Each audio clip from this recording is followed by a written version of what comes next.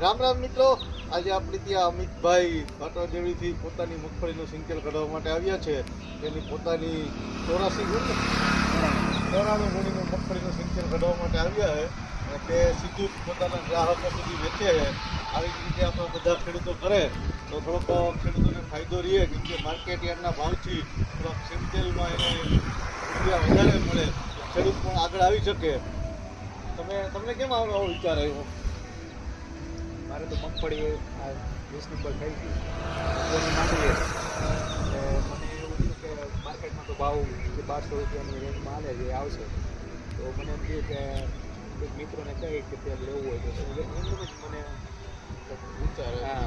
ટૂંકમાં તમને એમ થયું કે થોડા પૈસા વધારે પૂછે તો એના હિસાબે મળી ભાવ જાય. મળી જાય મગફળીનો. આટલી મહેનત કરીએ તો થોડોક આટલીમાં વધારે મહેનત કરીએ તો વધારે ભાવ મળે.